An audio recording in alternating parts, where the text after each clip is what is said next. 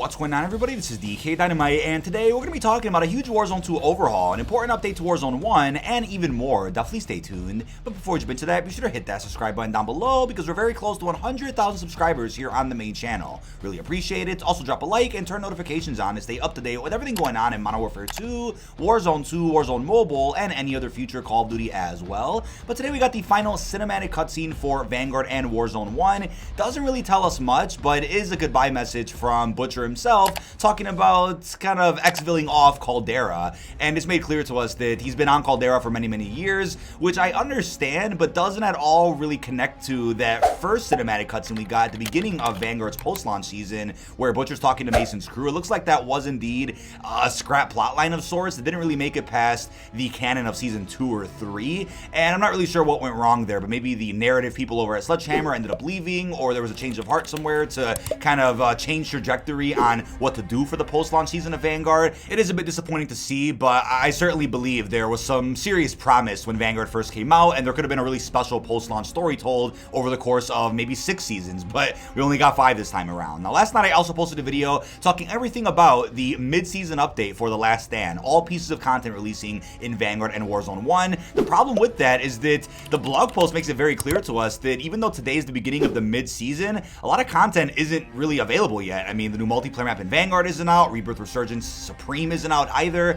There is a little bit of content out, which I'll put on screen so you can see the weapons, maybe some bundles, but that's really it. So I was gonna end up doing a stream, but I'm like, I'll just save that time and end up doing some videos instead. So here we are right now. But Raven then put out a statement about the wrap on Warzone 1 and the end of the current iteration of Warzone as we know it. So as they said, here it is, the final major update for this era of Warzone. We want to take a moment to thank our players for joining us on this journey. We have learned so much this year and have come such a long way together since we launched the Pacific chapter in December of last year. We've seen a 1940s Pacific war-torn island, a reimagined and reinforced version of Rebirth, 2 movie giants, Kong and Godzilla, descend upon Caldera, the arrival of mercenaries, and with them, Fortune's Keep, a new map experience, all before the Terminators took over, leading into the eruptions at peak. We've also seen a wealth of major new weapons and features, including the fighter and bomber planes, lootable perks, Gulag and redeploy tokens, redeploy balloons, a new fast travel system, portable buy stations, the decontamination station, along with a number of new contracts, public events, and limited time modes. But perhaps where we're left most proud is with our team's work that has gone into the quality of life improvements and our focus on reducing the points of friction in the core gameplay loop. That said, aren't finished quite yet. As we detail the final set of improvements further below, we hope this transparent push for changes big and small has been well received and helped craft the game experience you want to play. To conclude, we would also like to extend thanks to all our partners at High Moon Studios, Beanox, Toys for Bob, Sledgehammer, Treyarch, Infinity War, Demon War, Activision, and Team Ricochet. Without these teams, this year's wealth of content would not have been possible. We hope you guys enjoyed the mid-season update, and we'll be seeing you all very soon in Call of Duty Modern Warfare 2. Stay frosty. So, I still am in a bit of shock that Warzone 1's coming to an end. I mean, before we figured out just how broken a lot of these integrations were going to be, I really had an idea that Warzone 1 would be updated forever, but eventually they would detach Warzone from MW19. But then all of a sudden Warzone 2 came into existence, and I think that's probably the best move going forward to ensure smoother integrations with future Call of Duty games, and to also ensure it doesn't keep breaking MW 2019 either. But obviously, as we talked about yesterday, we have plenty of fan favorite modes returning to Caldera, Rebirth, and Fortune's Keep to kind of close the life cycle of Warzone 1. But that's not all when it comes to Warzone 1 news, because Charlie Intel even went ahead and reported on this rumor that's been going around for quite some time that they didn't really put out a statement out about. But now that Charlie Intel did that, I'm assuming that this is now a more credible rumor that probably has some weight behind it. So, as it says, the new rumor claims Rebirth and Fortune's Keep will be removed from Warzone once Warzone 2 launches. This will leave just Caldera playable in the original Warzone and the new Al Mazrah playable in Warzone 2, not officially confirmed yet. The rumor is via the Ghost of Hope.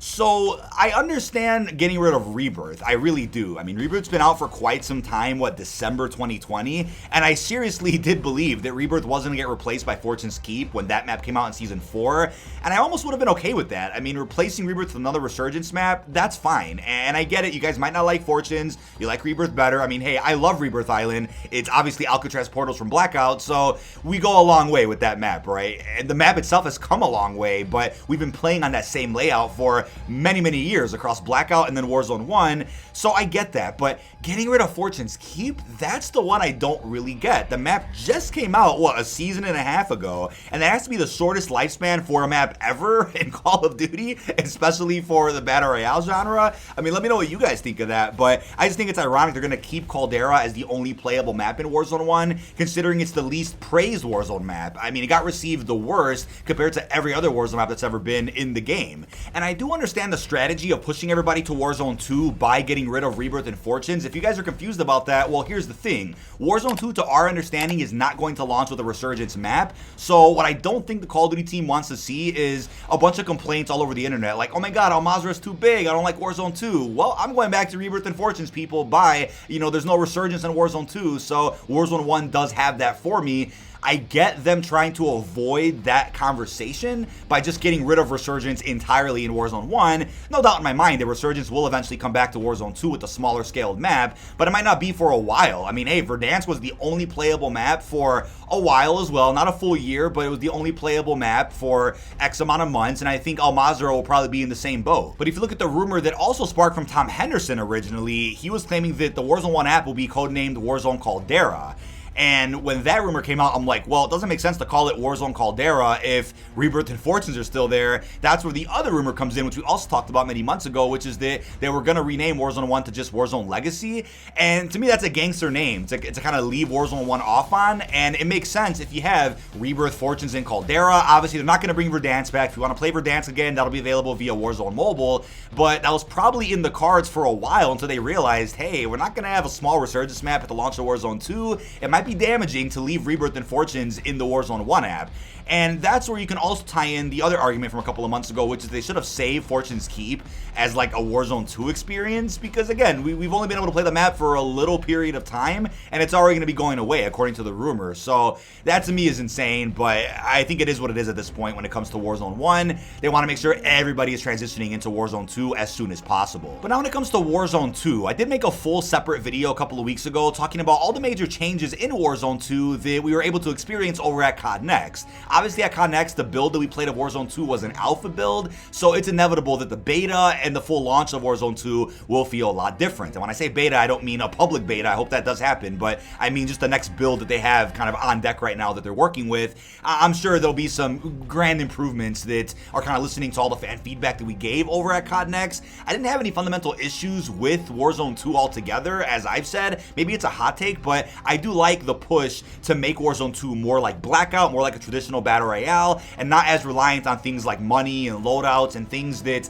I think got abused a bit too much over in Warzone 1 over the last 3 years. And I think there were a lot of huge Warzone creators that were very vocal about the changes that are in Warzone 2 and the fact that a lot of the creators wanted a lot of things reverted back to the way things were in Warzone 1. And what do you know? The account known as Metaphor, who is verified and posted early details about Warzone 2 in the past, all of which came true, he's posted an update on what's been changed in Warzone 2 since the COD Next event, and he kind of teased us with these emojis. And at first it was a bit hard to kind of depict what these emojis represent, but the community came together to kind of decipher what all this means, and the Ghost of Hope put out a bit of a summary over on his Twitter where he said, first, AI no longer all over the map, AI only within Strongholds, loadouts plus perks are back, and loot UI as we saw at COD Next is now gone. And then somebody asked him about the weird Gulag, and Metaphor replied with saying there are changes coming to the Gulag as well. And I'm like, all right, those are some pretty big changes. And the thing is, I almost want to wonder if the changes they made to Warzone 2 would have been different if they let the entire community play Warzone 2 as like a beta. If they would have done that, then made these changes, I would have understood. But the fact that only 200 of us or so played Warzone 2 over at COD Next, I want to know if that's a big enough sample size to really determine if some of these things should really be reverted or not. And I get it, you guys are probably disagreeing and saying, well, you had some of the biggest streamers in the world playing it, their audiences saw everything on stream, and the feedback still kind of came forward regardless, and that message was spread loud and clear to Raven and Infinity Ward. So I do understand that, and maybe there was a big enough group of people that saw Warzone 2 footage or played and got the feedback across in a loud enough way to where the devs are motivated to really change things before it comes out on November 16th. But the complaint about AI is something that I didn't really get when I was at COD Next, because I'm like, look, this is an alpha build of Warzone 2. They've been pushing AI so much through the marketing. AI is a big part of Modern Warfare 2 as well, so I do get them wanting to kind of populate empty areas of Al Mazrah with AI to kind of keep you on your toes. I mean, to make sure you're not falling asleep during the dry periods of your match. So I was okay with that, and I do understand the AI wasn't perfect. It was a bit buggy. Strongholds didn't work all that great, but it was an alpha build at the end of the day. So I'm willing to say, okay, these things aren't necessarily polished yet, but will be in November. But them saying that AI is only within Strongholds now, I guess that's fine. I mean, I'm excited to see how Strongholds work. I didn't get a chance to see them over at COD Next, but we have AI that spawns in periodically over in Warzone 1, so I think it'll be a similar vibe when we see them in Warzone 2 now, which I guess that's okay. I'm assuming that's what the community really wanted, and they came out in droves to say that's what they wanted, so I guess that's a positive change for the future of Warzone 2. But now when it comes to loadouts and perks, so the recent blog about Warzone 2 does say that perks will be in Warzone 2, just not at launch.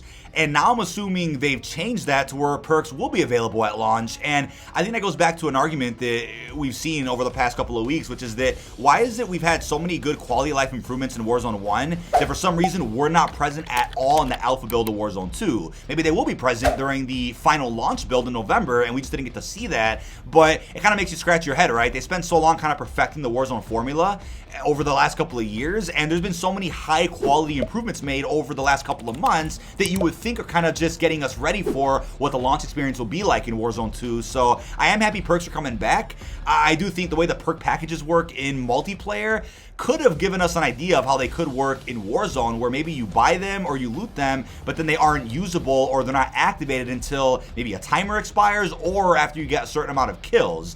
That would make sense. I mean, maybe that's how they're going to incorporate perks into loadouts, because I think looting perks is great. I'm a huge fan of that. But maybe if you have perks within your loadout, it'll work like perk packages where you'd have to get a certain amount of kills for them to activate or wait a certain amount of time for them to work. And that would kind of tie into the way they already function in multiplayer, and would also give the perks more of a BR, RNG type feel to it, where you're not really stacked loadout-wise until the very end of your game. But loadouts coming back is one of those things where I'm not really against, but I'm kind of a fence-sitter about this. So I've always had the opinion that loadouts are cool. They make Warzone a unique Call of Duty Battle Royale in comparison to what other BRs are like, but I'm not a fan of people getting stacked within the first 60 seconds of their match starting and having to load out the rest of the game. It kind of defeats the purpose of looting and defeats the purpose of the RNG BR vibe, but I get it, right? Loadouts have been a part of Warzone for the last 3 years. It'll be hard to really say goodbye to them. So I think in Warzone 2's case, if they're going to make it to where you can only get like a meta build by going to the buy station and spending money to craft your weapons via Gunsmith, that'll be controversial. And I do think the original rumor that loadouts would be via Strongholds and not the buy station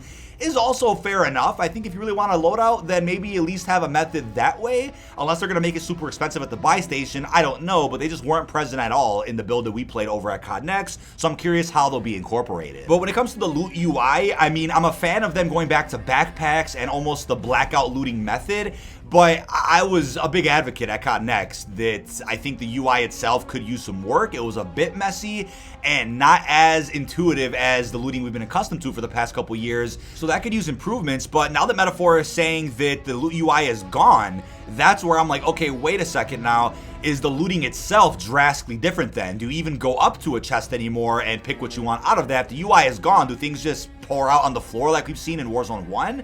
I'm really wondering what they're going to do with that, but maybe what they'll do is where you loot the same way as Warzone 1, things just kind of fall out on the floor everywhere. Hopefully it's not as messy as Warzone 1, but then you still can like hold pause on your game and can see your backpack in a similar way that your inventory worked from Blackout, but also as intuitive and smooth as it was in Warzone 1 as well. But lastly, when it comes to the Gulag, look, I'm totally all for a new version of the Gulag. The whole 2v2 gunfight thing was very interesting. Having an AI bot that's armored just standing there that you can also kill to grab a key. You could use that key to escape, or maybe take a key to a weapons locker if you make it out of the Gulag. I'm all for some innovation like that with the Gulag. But what I saw from a mile away, even when I was playing at COD Next, was people out there, when the game fully comes out, would end up saying, why is this 2v2? Why do I have to rely on a decent teammate to kind of win this Gulag? It's not really fair. Not really a fan of it. Bring back the 1v1. I saw that from a mile away, so what I think they'll end up doing is doing like a variety. Maybe certain matches you get get the 2v2, certain matches you get the 1v1, or maybe only LTMs will have that whole 2v2 gunfight type Gulag, and they'll just go back to traditional 1v1 when the game comes out.